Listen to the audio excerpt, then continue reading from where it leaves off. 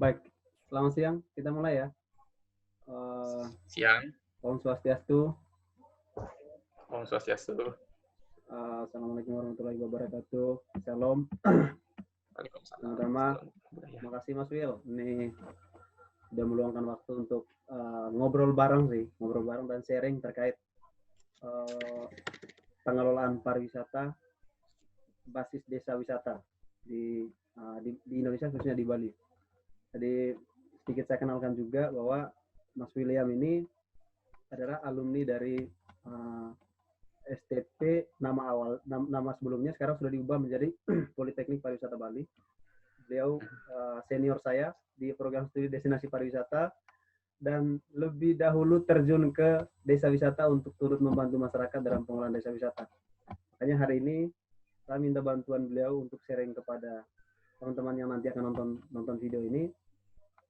Kira-kira seperti apa sih pengelolaan desa wisata yang pernah dilakukan ataupun yang sudah dilakukan sama Mas Phil bersama dengan masyarakat di desa Kabo-Kabo. Jadi saat ini Mas William ini dia sedang menggelut dalam pengelolaan dan pengembangan desa wisata Kabo-Kabo. Beliau juga, saya tahu kemarin beliau juga ambil skripsi, ini keberlanjutan dari skripsinya beliau terkait strategi pengelolaan dan pengembangan ya, kalau saya nggak salah, koreksi kalau ya, strategi pemasaran desa wisata Kabo-Kabo.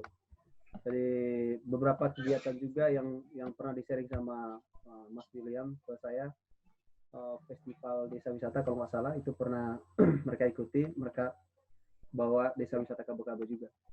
Sebentar kita sharing, diskusi bareng.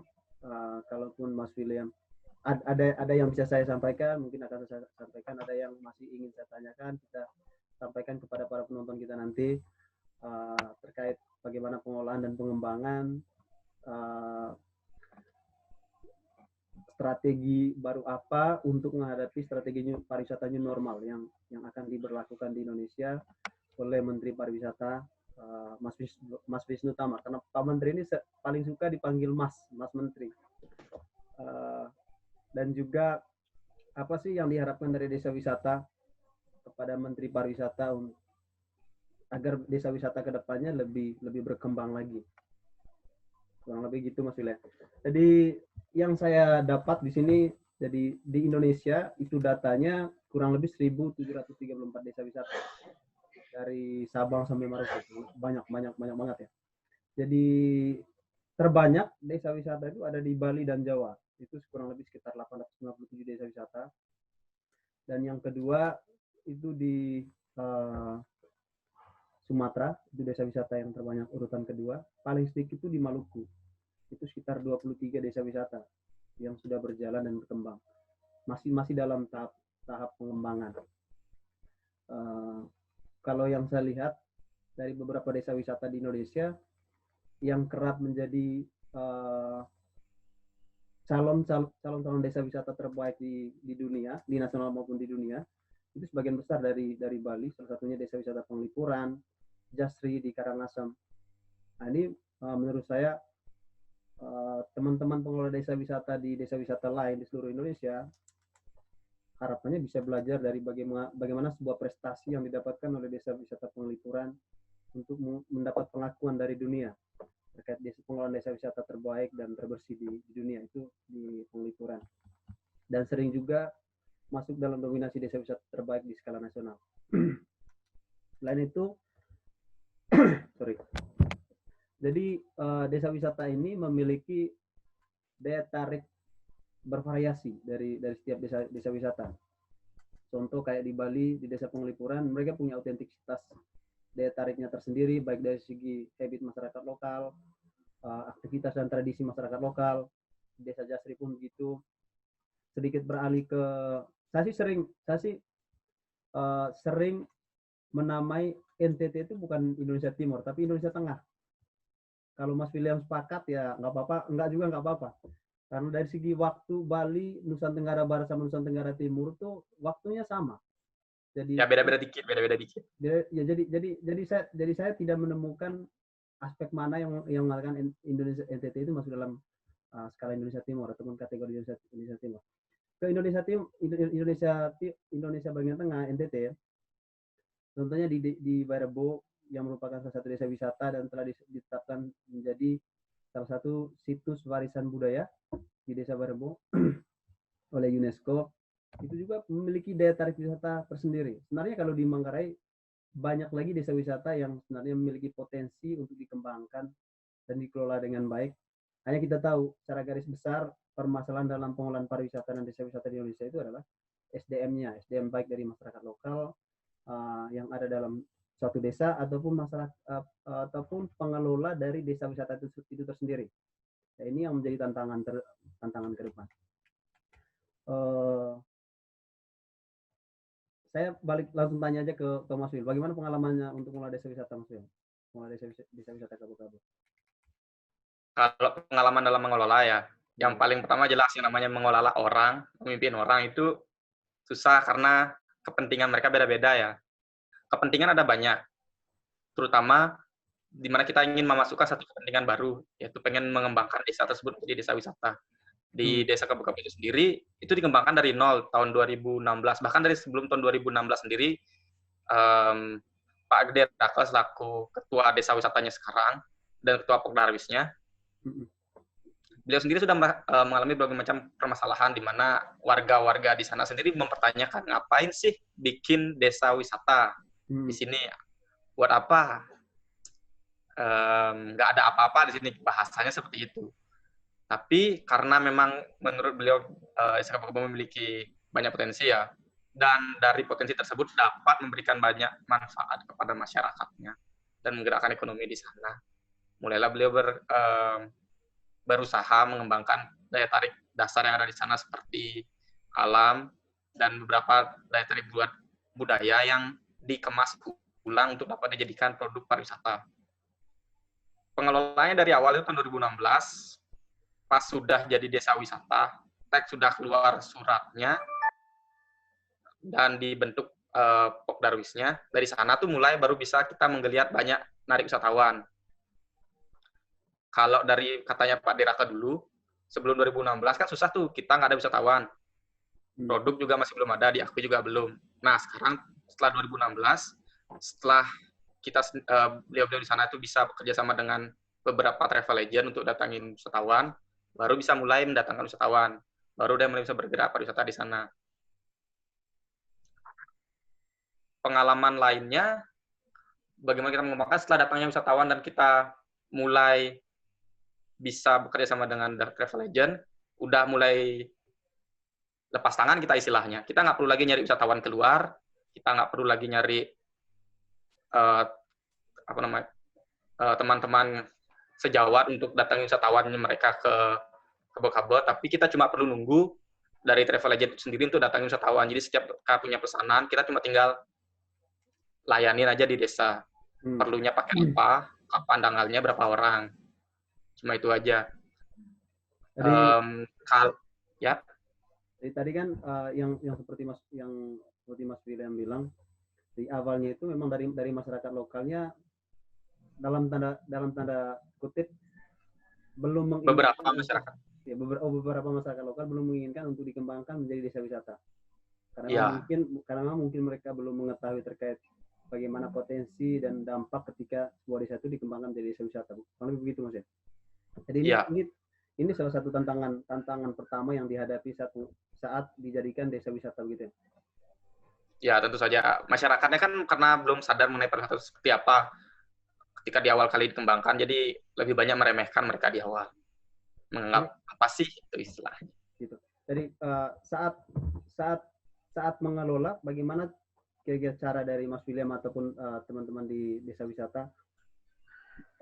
Paling pertama jelas kita kumpulin dulu orang-orang yang niat. Orang-orang yang niat dulu yang kita kumpulkan. Ada ketua, kita ada dari beberapa pemuda perwakilan Banjar. Halo? Ya. Oke. Maka pertama yang kita lakukan jelas ngumpulin orang yang niat dulu kita.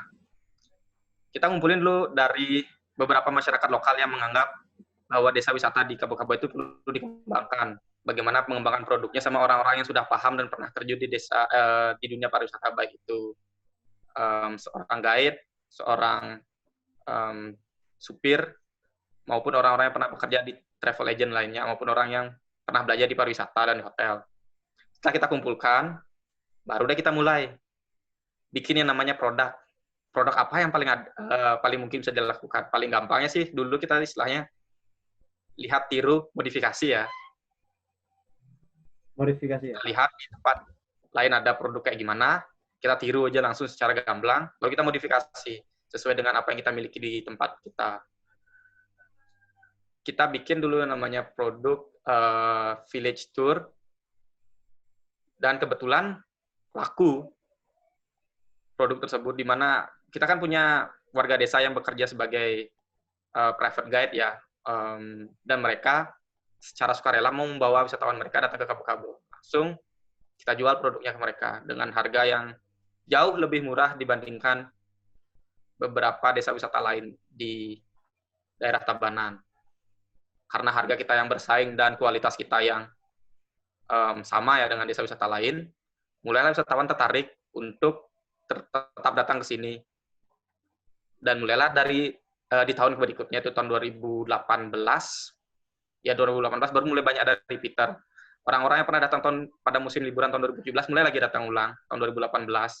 Nah, di tahun itu kita langsung bergerak ikut beberapa seminar. Saya kurang ingat nama seminarnya, tapi dari ketua kita ikut dia seminar tersebut. Dari seminar tersebut mereka punya channel untuk bisa menjual produk yang ada di Desa Wisata Kabo-Kabo ke travel agent yang ada di Bali.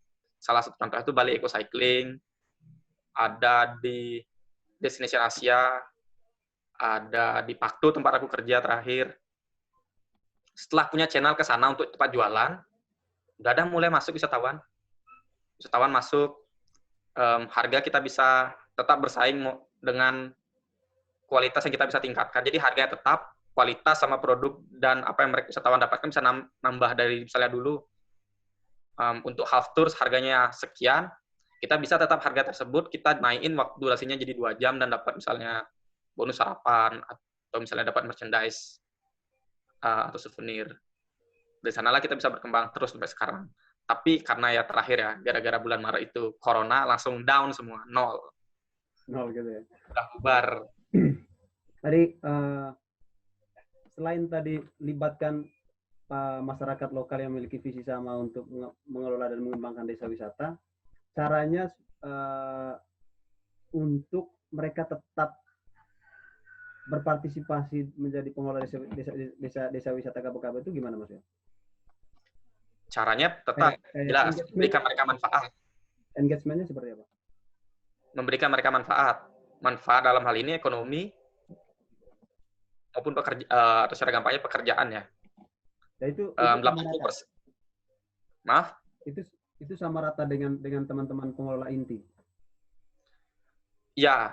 Jadi misalnya untuk yang travel, untuk yang guide private, mereka kan bisa bawa wisatawan ke kita. Kita jualin paket senilai harganya misalnya 340 atau 350 ribu. Mereka bisa jual harganya 400 ribu maupun 450 ribu, berapapun mereka mau. Nanti dari sana, spare harganya itu disisakan untuk mereka. Kickback istilahnya kita. Dari sana manfaat ekonominya membuat driver private tersebut mau tetap bawa wisatawan ke Desa Wisata Kabo-Kabo. Begitu juga kita lakukan ke travel agent, ke Bali Eco Cycling, ke Destination Asia, tetap pasti kita kasih kickback. Karena emang kalau pengen biar kerjasama itu langgeng istilahnya, manfaat finansial yang harus tetap kita jaga, di mana kita jadiin pekerjaan itu, kita kasih manfaat finansial ke mereka sehingga orang-orang yang udah ada dan ngelola desa wisata itu tetap di sana, tetap mau ngelola dia. Selain emang istilahnya mau ngayah atau berbakti kepada desa.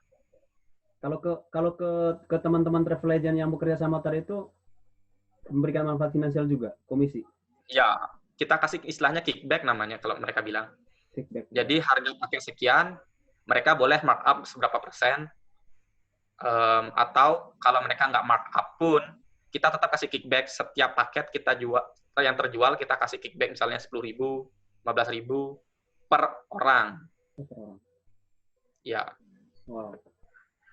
Jadi, tapi saya coba kilas balik lagi, Desa Wisata Kabo-Kabo ini sudah ditetapkan menjadi desa wisata ya, Mas? Sudah dari 2016. Itu SK dari Bupati, Gubernur? Bupati Tabanan. Bupati Tabanan. Tapi setelah, kalau yang dari beberapa referensi yang saya baca, desa wisata setelah ditetapkan, otomatis alokasi anggaran dari kabupaten ada kan? Kalau seandainya itu ditetapkan oleh bupati. Kalau misalnya alokasi anggaran dari bupati ya, saya kurang tahu soalnya saya nggak ada banyak komunikasi ke orang desa, tapi setahu saya nggak ada. Oh, nggak ada ya? Artinya Ya, tahun nggak ada bantuan. 2015 itu hanya menetapkan saja. Ya, tahun 2016 itu menetapkan sebagai desa wisata, ada SK-nya, diperkenalkan ketika itu di salah satu pameran, udah itu aja. Oh, itu aja. Oh, gitu ya. Tapi Ya, kalau yang desa Kaba-Kaba ini kan inisiasinya dari masyarakat lokal sendiri kan? Itu ada dukungan dari pemerintah desa juga nggak? kalau pemerintah desa ada dari dana desa namanya ya. Jadi dari dana desa itu memang ada namanya pengembangan desa kalau nggak salah nama dananya, dan beberapa perbaikan. Jadi dana-dana tersebut digunakan untuk memperbaiki fasilitas sama aksesibilitas yang ada di desa. Nah, dari dana tersebut digunakanlah oleh aparatur desa untuk memperbaiki fasilitas yang ada sama memperbaiki jalan. Contohnya misalnya total kita hot mix jalannya, kita aspal di sekeliling jalan utama desa, sama kita membangun jalur sepeda di pematang-pematang sawah. Jadi dulu ada jalur khusus untuk traktor di sawah sebagai tempat traktor itu lewat. Itu jalurnya itu kita padatkan dan kita kasih paving. Dananya dari dana desa. Nah, paving-paving tersebut tuh yang dijadikan jalur sepeda sekarang. Jadi kita sekarang punya 2 jalur sepeda, yang untuk long route sama short route. Itu semua dari dana desa. Wow. Jadi artinya pemerintah di tingkat desa dengan adanya inisiatif dari masyarakat, mereka juga ikut mendukung gitu ya, kurang lebih gitu ya. Iya. Dari dana desa ikut dukung. Tapi kalau terkait alokasi anggaran dana desa itu untuk meng-create misalnya kita mau meng-create ataupun hanya mengimprove produk yang sudah ada, kita pakai anggaran dana desa, ataupun kita pakai anggaran dana desa itu ke memasarkan desa wisata kita ke tempat lain ataupun ke destinasi lain, itu pernah dilakukan nggak sih, maksudnya? Kalau dalam ranah pemasaran ya. Kemarin. Kalau untuk ranah pemasaran atau dalam mengikuti kegiatan ya, ada kalau nggak salah dana untuk mengikuti kegiatan, tapi untuk pemasaran nggak. Misalnya gini, desa ingin ikut dalam suatu seminar, ada dananya di dana desa, bisa diajukan. Desa bisa membantu, tapi sepertinya tidak 100%. Contohnya kayak kemarin itu, ketika kita ingin melakukan ikut pameran di BCIC yang ada di Topaki, desa mau membantu dengan menyediakan kendaraan berupa pick up, sama uang jalan, ongkos jalan kita untuk beli bensin dan lain-lain. Jadi selama 2 hari itu dibantu kebetulan dana desa. Selain itu ditambah sama uang pribadi, bukan uang pribadi, uang kas dana desa, uang kas dari desa wisata yang kita miliki di Pokdarwis. Baik. Tadi kan ada bentuk dukungan dari pemerintah desa, mulai dari membangun aksesibilitas, memperbaiki. Terus setelah berkembang seperti sekarang untuk desa Kaba-Kaba yang di Bali, kontribusi untuk ke pemerintah desanya apa, Mas? Apakah pemerintah desa memungut mungkin dalam bentuk retribusi masuk atau seperti apa, Mas? Oh, sampai sekarang kebetulan untuk ke desa sendiri kita belum ada memberikan manfaat, baik itu manfaat finansial maupun manfaat langsung. Kita cuma bisa. Tapi manfaat tidak langsungnya kurang lebih dengan dukungan dari pemerintah desa itu memberi dampak ekonomi secara tidak langsung kepada masyarakat lokal, kurang lebih gitu, Mas ya?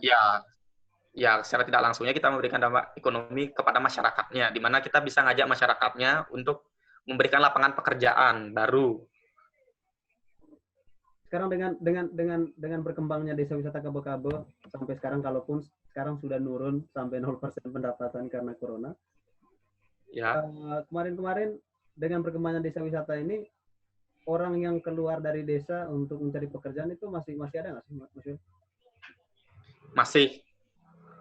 Rata-rata ya usia dari 15 sampai 30-an tahun, 40% di antara itu di luar desa bekerja. Jadi kalau masalah ada di buku desa kita, 40% dari kelompok masyarakat yang berusia 18 atau 15 saya lupa, sampai 30 tahun itu bekerja di luar desa. Baik itu sebagai pedagang, wirausaha, maupun sebagai pelaku di dunia pariwisata. Tapi dengan adanya desa wisata, karena kita masih belum bisa mempekerjakan banyak orang ya, kita total ada 15 deh maksimal yang bisa kita pekerjakan dalam satu waktu. Kita belum bisa menarik sampai melihat di persentase jumlah orang yang pergi keluar desa. Jadi misalnya kita ada 300-an orang yang berusia di usia kerja, kita cuma bisa narik sekitar 10 orang, itu belum kelihatan sama sekali di persentase, mungkin cuma 0,2% kelihatannya. Tapi kalau teman-teman yang ikut mengelola desa wisata nih Mas Wil, itu mereka dapat benefit secara ekonominya dari apakah digaji atau dapat keuntungan dari hasil penjualan atau hanya mengambil dari sisi sosialnya saja?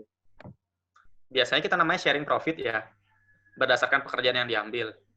Jadi kita ketika setelah selesai menjual produk, kita tutup buku bulanan, ada namanya profit yang kita dapatkan. Nanti dari profit tersebut kita namanya sharing profit, pukul rata istilahnya, berdasarkan pekerjaan. Jadi rata-rata Mas Wil kalau belum adanya COVID-19 ini rata-rata pendapat bulanannya berapa?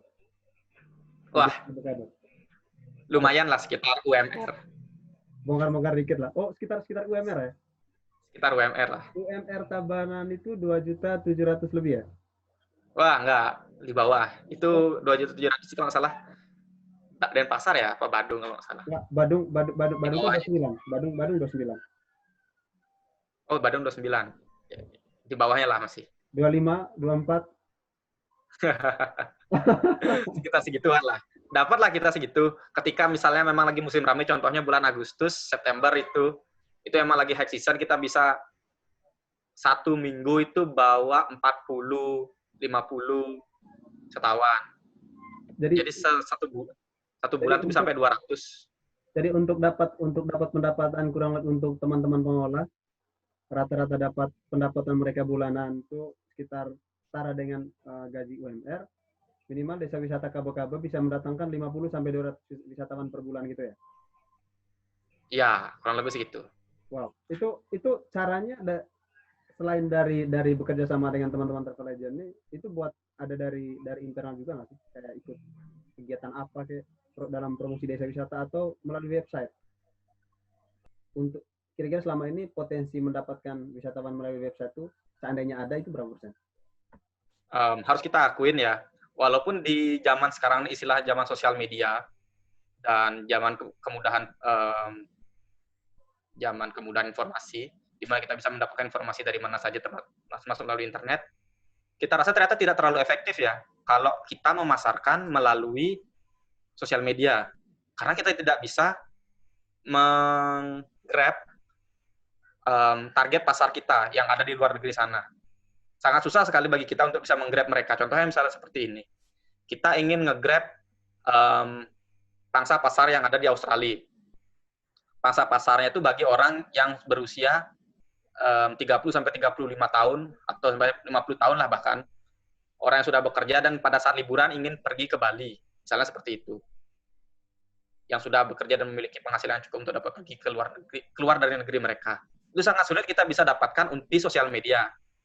Rata-rata yang menggunakan sosial media adalah anak-anak muda. Dan anak-anak muda tersebut, rata-rata mereka itu ingin berwisata seminimal mungkin istilahnya, semurah mungkin. Jadi mereka udah harga murah pun mereka minta lagi dikasih diskon, minta lagi dipotong harganya. Gimana cara murah? Atau enggak cuma sekedar tiket masuknya aja lah, nggak usah pakai paket yang lain. Mereka bisa nyari sendiri. Itu rata-rata. Harus diakuin. Dibandingkan dengan kita bekerja sama terhadap travel agent. Kalau di travel agent, mereka sudah punya banyak channel di travel agent negara-negara lain. Contohnya misalnya di Bali Eco Cycling. Mereka punya partner di Australia untuk bisa menjualkan produk-produk mereka di sana secara langsung terhadap orang-orang di target pasar kita.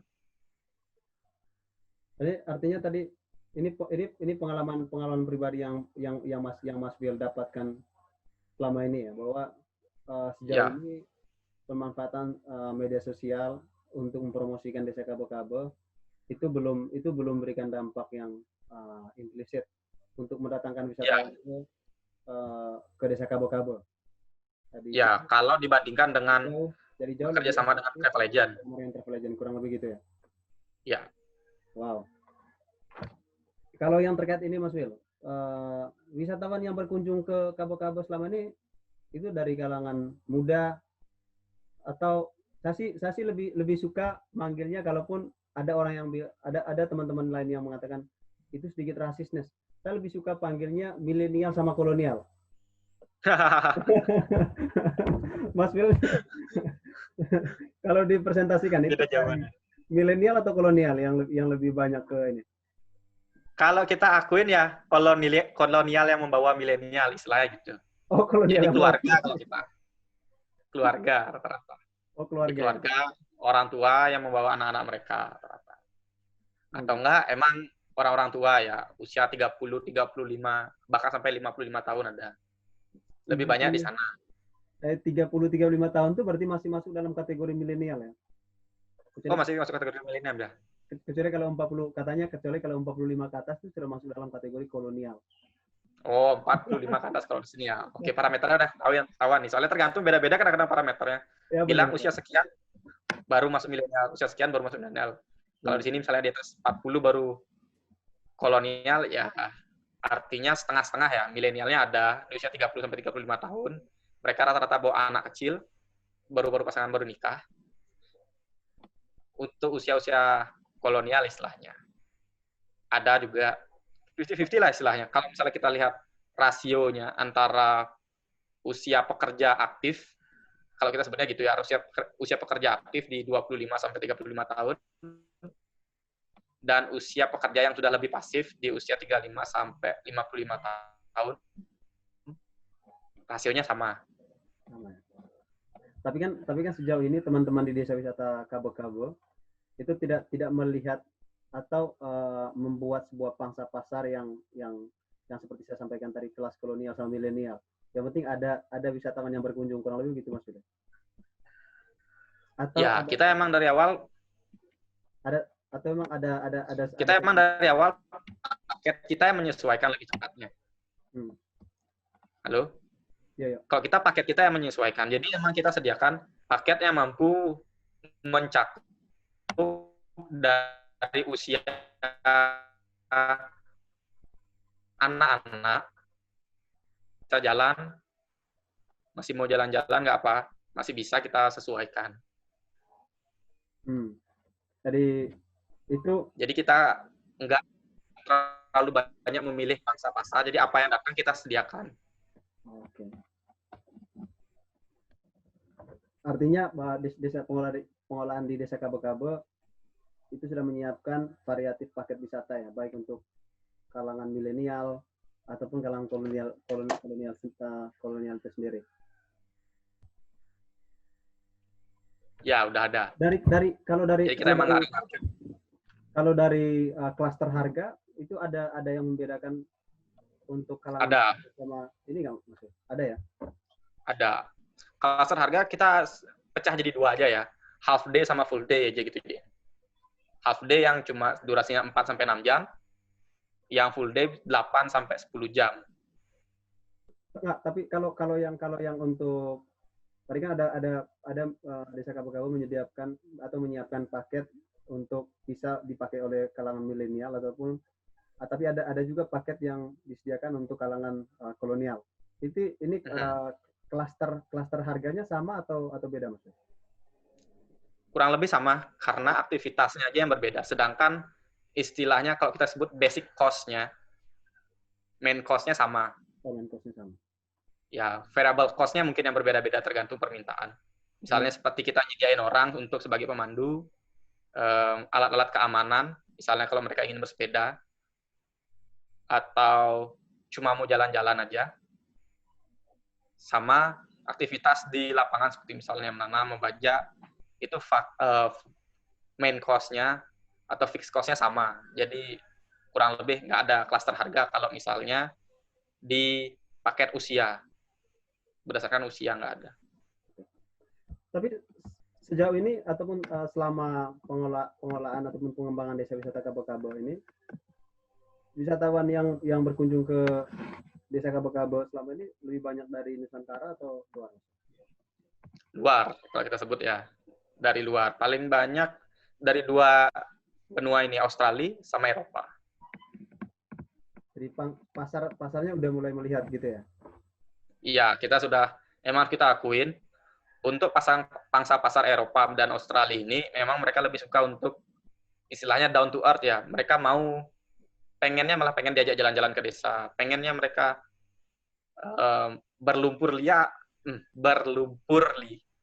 istilahnya. Berlumpur ria? Iya.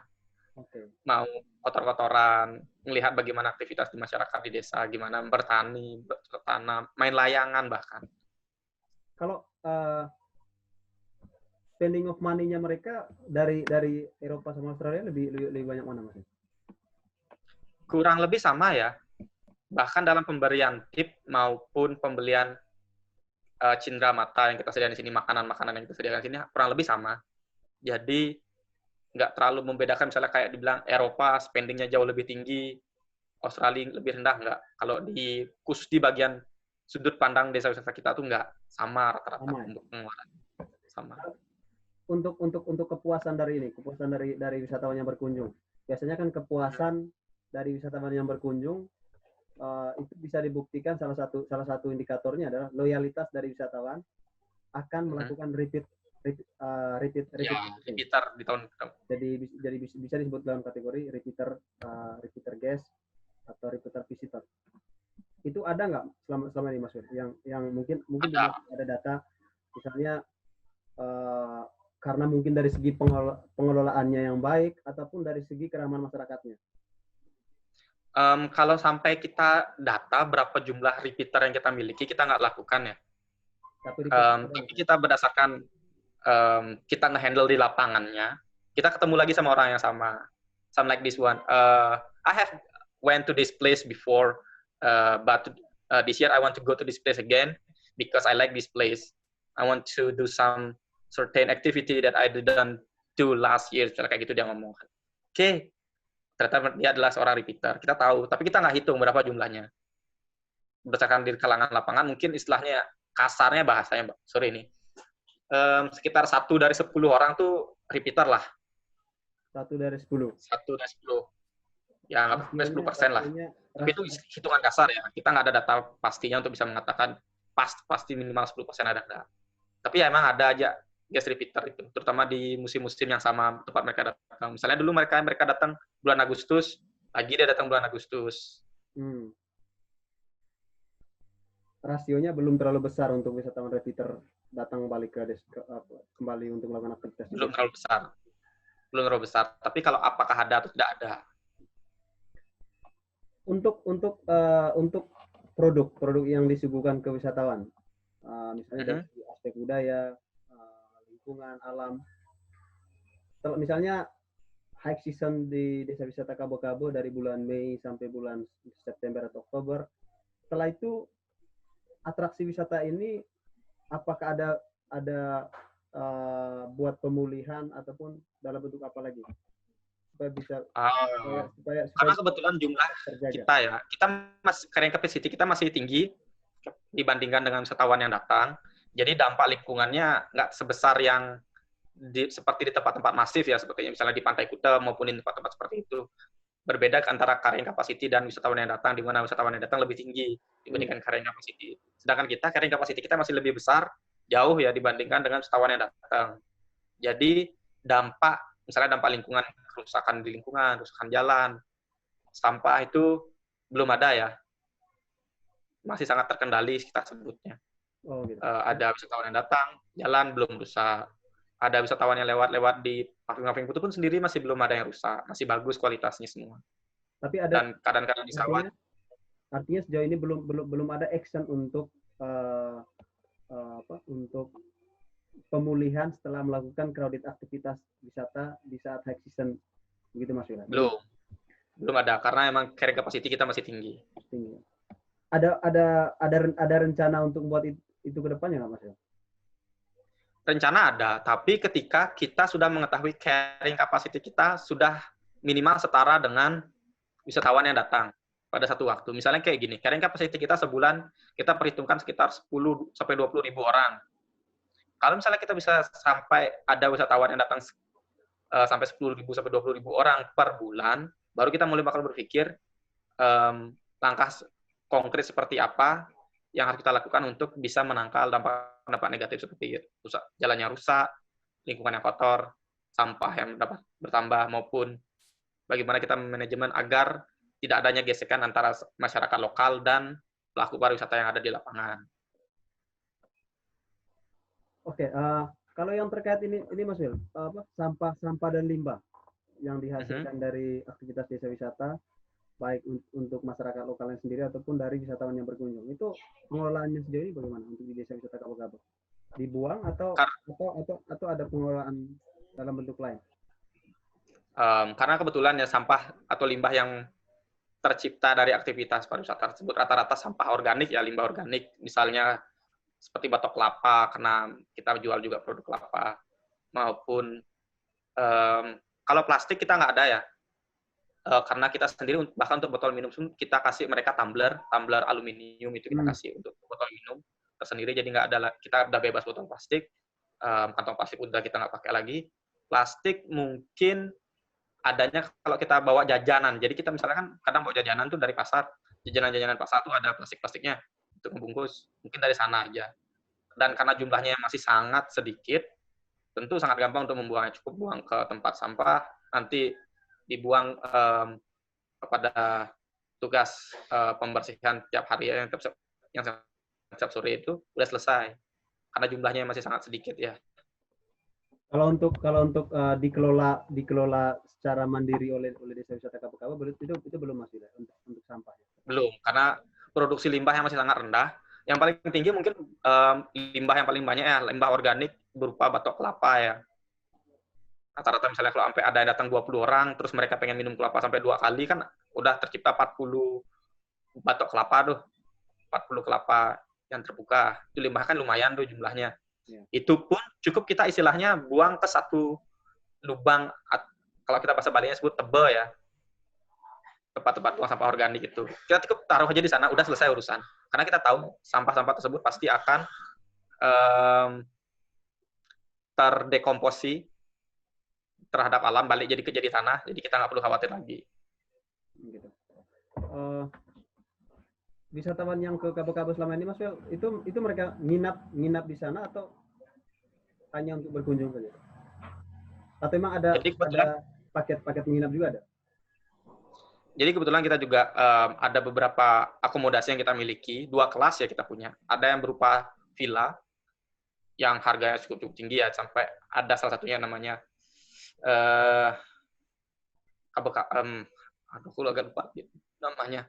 Itu salah satu private villa yang ada di desa Kabo-Kabo, itu bisa sampai 10 jutaan per night harganya. Itu punya masyarakat Kabo-Kabo sendiri? Orang luar? Itu punya grup, kayak misalnya Lipo Group.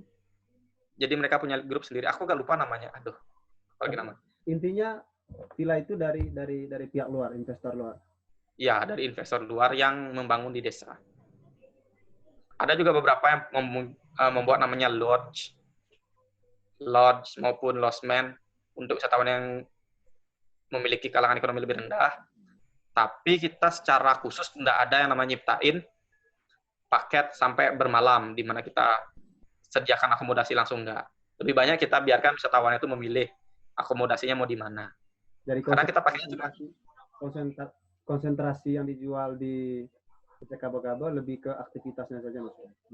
Iya, lebih banyak ke aktivitasnya sendiri. Soalnya kita sudah tahu pangsa pasar kita rata-rata sudah memiliki akomodasi lebih dahulu ya.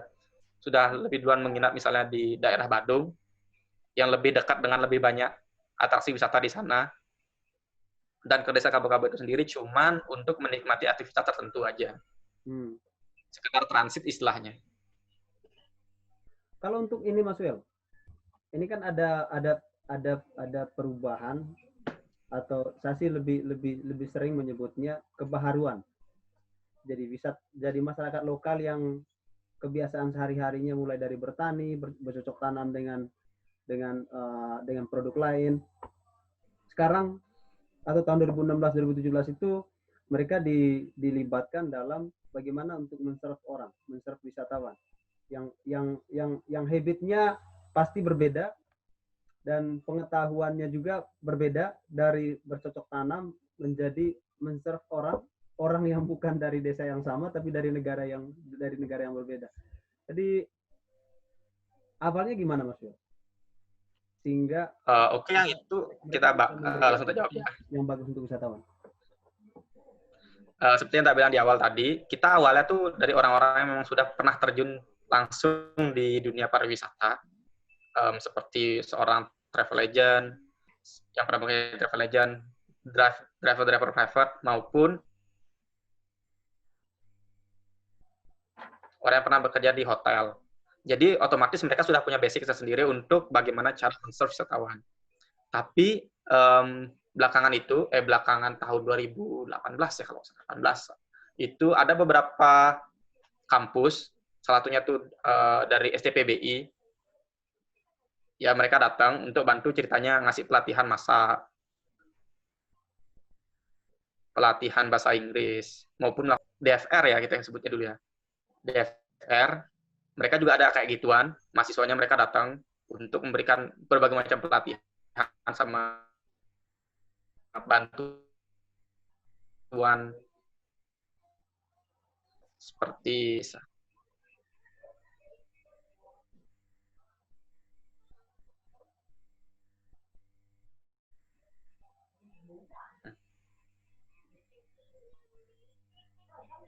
ya lanjut. halo.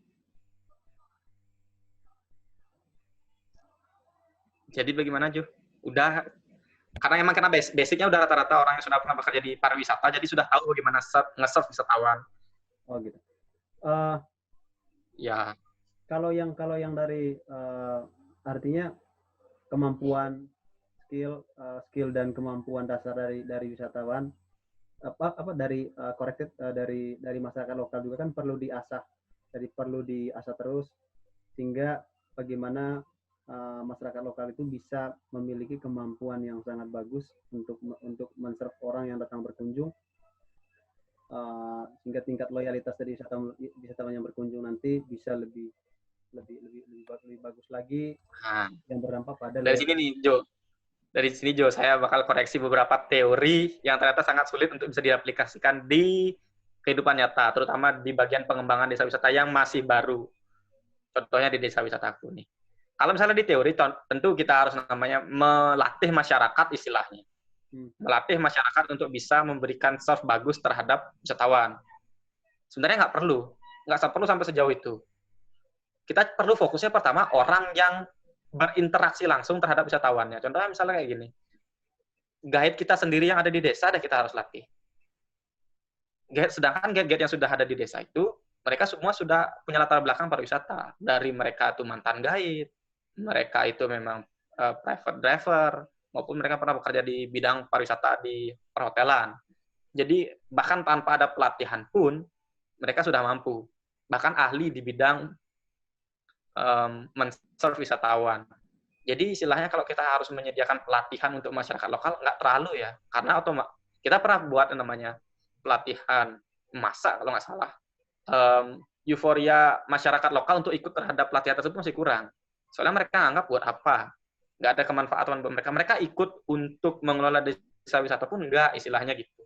Mereka paling cuma ketemu di lapangan, ketemu di jalan, udah itu aja. Mereka lanjut udah pekerjaannya mereka, seperti misalnya mereka sebagai petani, mereka sebagai buruh bangunan, tetap mereka lanjut.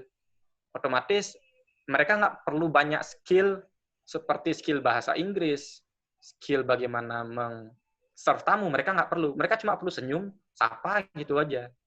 Jadi itu salah satu gimana ya, bilang salah satu bukti di mana teori sangat sulit ternyata diaplikasikan di lapangan. Jadi nggak perlu sama sekali emang untuk mengadakan pelatihan sampai sejauh itu terhadap masyarakat. Atau mungkin teori yang seperti Mas William bilang tadi itu bisa bermanfaat ataupun bisa digunakan dalam satu skala desa yang benar-benar tidak ada pekerjaan lain, tidak ada aspek lain yang bisa dikembangkan, hanya misalnya mengharapkan dari desa wisata dengan terapkan teori untuk bagaimana melatih masyarakat untuk menjadi lebih baik dalam men-surfing wisatawan, itu mungkin bisa dipakai ya maksudnya. Yang kembali lagi tergantung dari desanya ya, dari tipikal desa, karakteristik desanya. Benar. Apakah pariwisata itu emang sudah jadi tulang punggung desa tersebut, atau pariwisata cuma baru datang sebagai pelengkap sektor perekonomian di desa tersebut. Tergantung lagi balik. Artinya kalau khusus di kasus tempatku enggak, kebetulan enggak. Kalau yang di desanya Mas William, seperti yang Mas William bilang tadi kan, masih masyarakat di desa itu masih orientasi pada pertanian, karena pertanian yang memberikan dampak yang sangat implisit terhadap ekonomi masyarakat. Tapi kalau dalam pengelolaan, artinya kalau masyarakat tidak dilibatkan, masyarakat tidak diikutsertakan, kalaupun itu kan ada partisipasi aktif, ikut terlibat langsung, dan partisipasi pasif. Contohnya kalau partisipasi aktif, mereka ikut dalam mengelola, menjadi guide, surfing wisatawan, menyediakan berbagai akomodasi ataupun akses pendukung.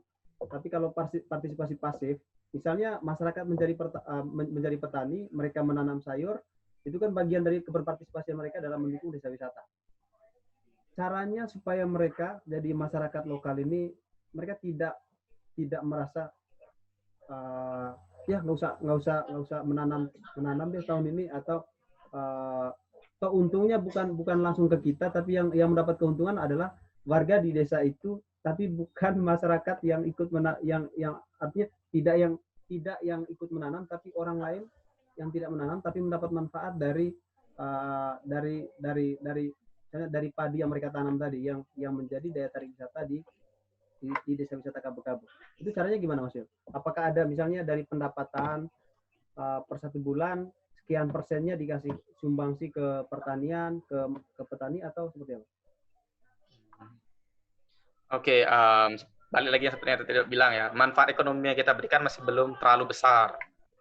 Pendapatan yang kita dapatkan itu pun masih sangat sulit untuk kalau misalnya kita bagi-bagikan sebagai istilahnya gaji untuk orang yang mengelola desa wisata.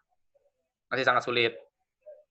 Kalau misalnya kita memberikan dampak sampai seluas itu terhadap seluruh masyarakat, baik itu di sektor pertanian maupun yang lain-lain, masih sangat sulit ya. Karena kita sendiri masih bisa akuin, perbandingan kita lihat dari gini aja deh, dari carrying capacity sama wisatawan yang kita bisa datangkan aja masih jauh banget. Jadi berdasarkan itu aja kita sudah bisa lihat emang dampak yang kita berikan terhadap keseluruhan masyarakat di desa masih sangat kurang. Jadi kalau misalnya seperti yang mau bilang tadi, siapa yang nanam, siapa yang metik, gitu ya, itu tetap masih warga lokalnya, cuman karena kita masih sangat sedikit jumlahnya, masih belum bisa kita berikan banyak gitu sampai luas dampaknya.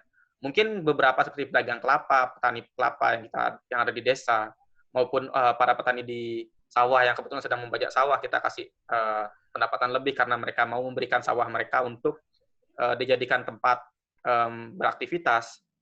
Mungkin bisa ya. Tapi kita berikan dampak. Sejauh ini belum memberikan sampai ke tahap itu ya, Mas.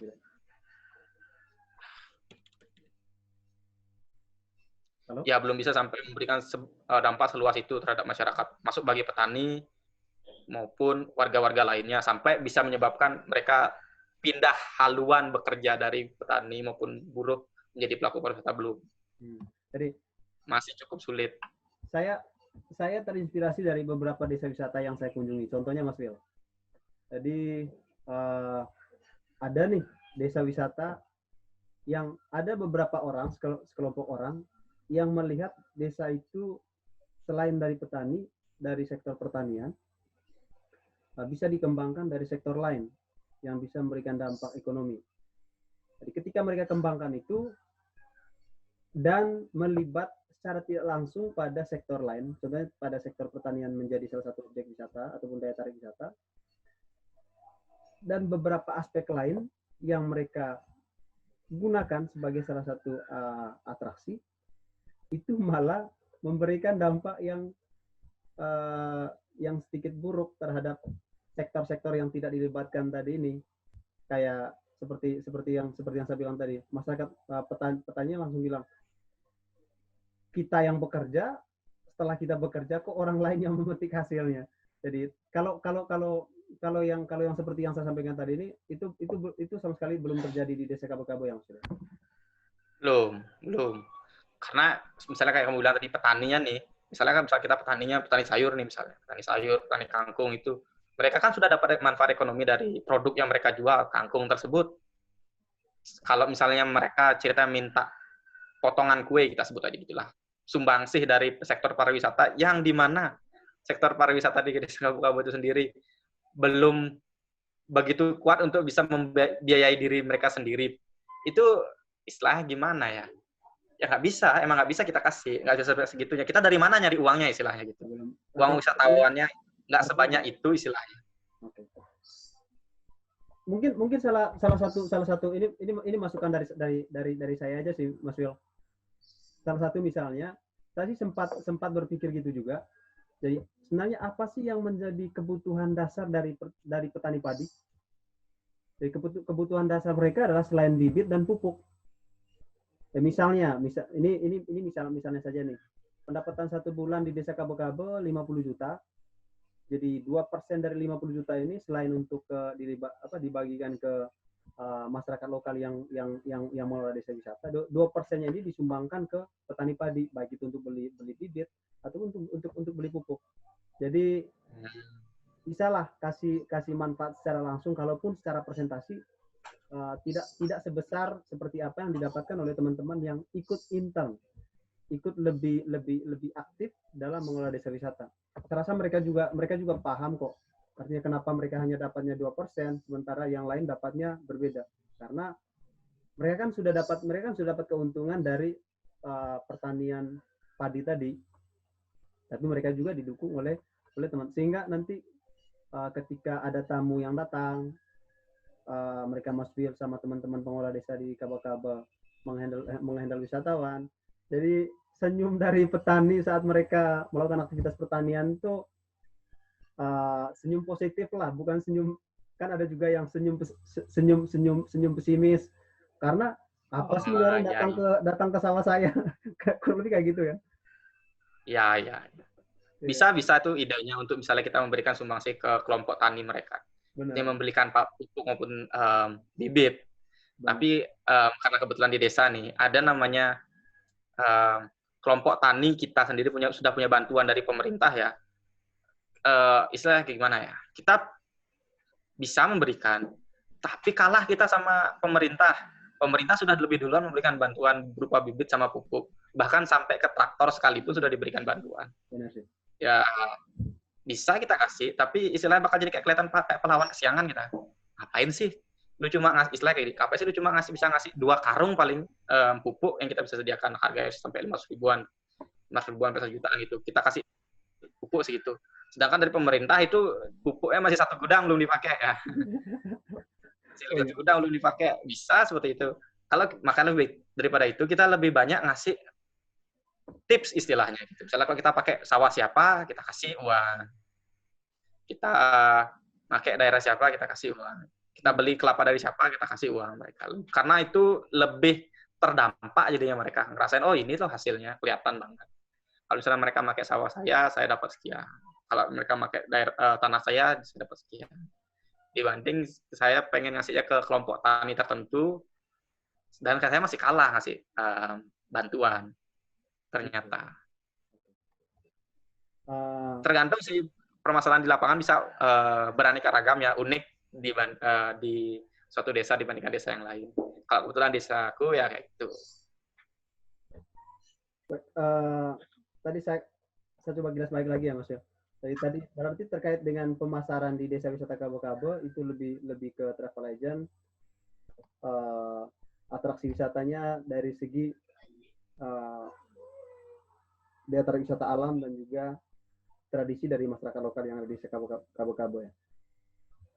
Untuk yang ini yang terkait strategi baru dari Kementerian Pariwisata dan Ekonomi Kreatif nih, Mas Wil, dan juga dari Presiden Jokowi, dari adanya pandemi COVID-19 ini kan beri pukulan yang begitu kuat terhadap ekonomi masyarakat Indonesia, apalagi bicara tentang Bali. Ya. Apalagi bicara tentang Bali, Ya, hampir 75% atau 80% itu adalah pendapatan ekonominya dari sektor pariwisata kan. Nah, ini sangat berdampak sekali. Jadi ini sudah mulai membuat strategi dan mungkin sebentar lagi sudah mulai diterapkan. Kalau di NTT kemarin saya dapat info dari teman, katanya tanggal 15 Juni itu sudah mulai dibukakan kembali sektor pariwisatanya. oh daerah pariwisatanya. Dari pariwisatanya. Saya pun belum tahu ini dibukanya nanti seperti apa. Artinya new normal pariwisata ini kan dibuka kembali sektor pariwisata dengan habit yang tidak sama dengan new normal sebelum adanya pandemi COVID-19. Tentunya di sana yang lebih dikedepankan adalah protokoler kesehatan dari wisatawan itu harus mengikuti apa yang sudah dibuatkan oleh Kementerian Pariwisata maupun di tingkat pemerintah tingkat daerahnya, sehingga wisatawan tidak berkesan membawa virus untuk masyarakat lokal,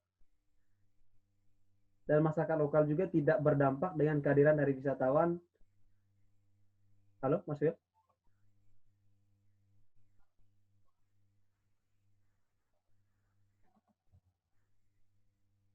New normal di kalangan sosial. Teman-teman di Desa Kabo-Kabo saat ini terkait dengan penerapan sertifikat CHS untuk meyakinkan wisatawan berkunjung ke destinasi Bali ataupun desa wisata Kabo-Kabo itu belum memungkinkan ya untuk Ya, belum memungkinkan bagi kita. Teman-teman di desa Kabo-Kabo tunggu pariwisata Indonesia itu kembali benar-benar normal, bukan new normal gitu ya. Halo, Mas Wil? Halo?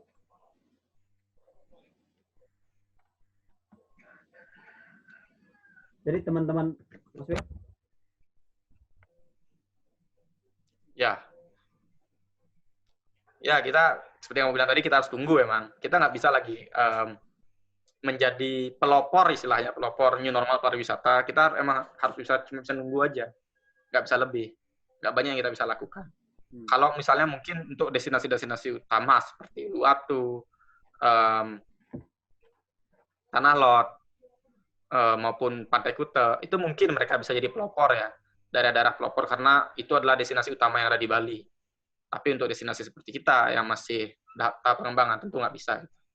Jadi seorang pelopor, otomatis kita cuma bisa menunggu pelopor-pelopor yang tadi tak sebutkan itu sukses mengaplikasikan istilah new normal pariwisata, baru kita bisa ikuti. Ini karena didasari dengan fasilitas pendukung tadi itu yang belum memadai begitu, Mas Wil. Ya, fasilitas pendukung kita belum mampu. Dari pemerintah juga mungkin pemerintah mau jor-joran ke satu desa biasa aja yang masih dalam tahap pengembangan enggak.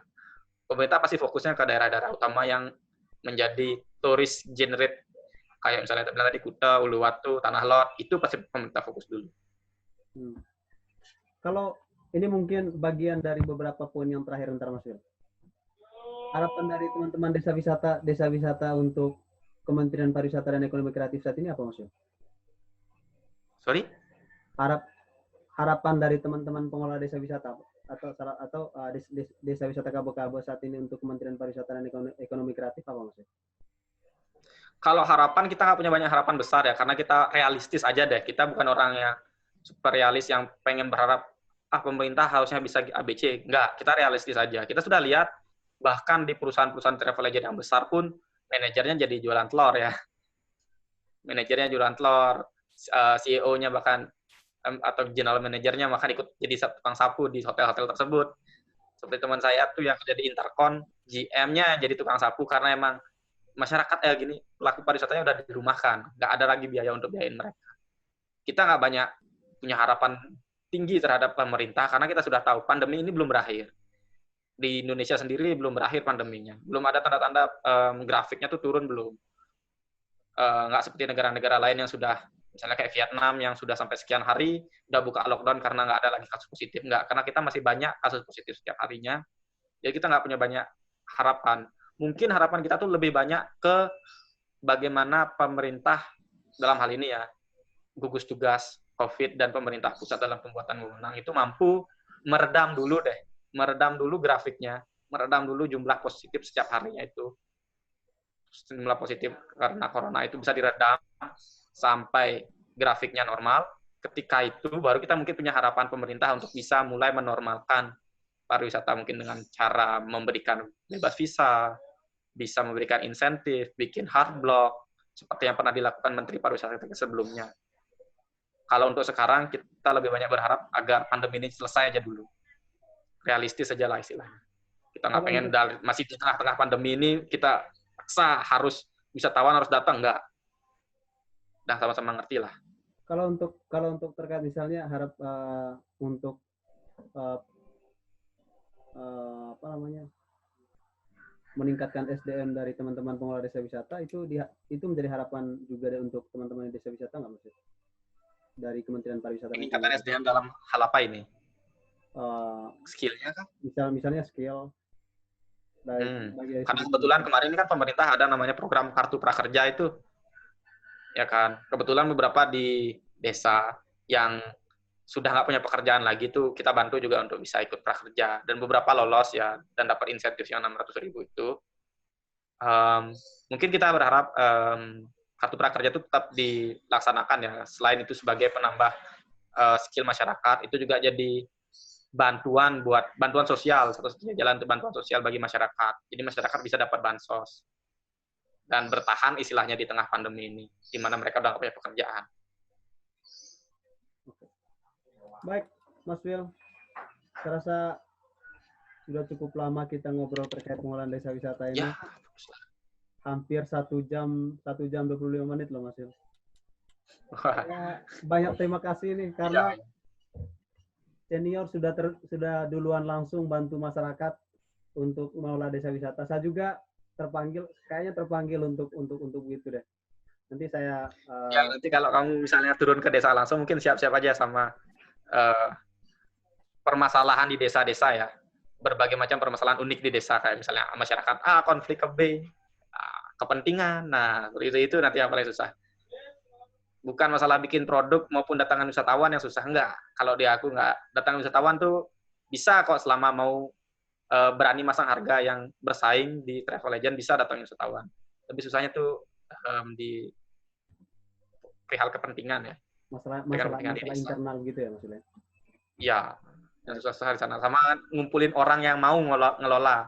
Soalnya rata-rata gini aja deh, pekerjaan pada saat itu banyak. Pada saat itu banyak ada pilihan pekerjaan. Mau kerja di pariwisata maupun kerja dimanapun, pekerjaan ada banyak.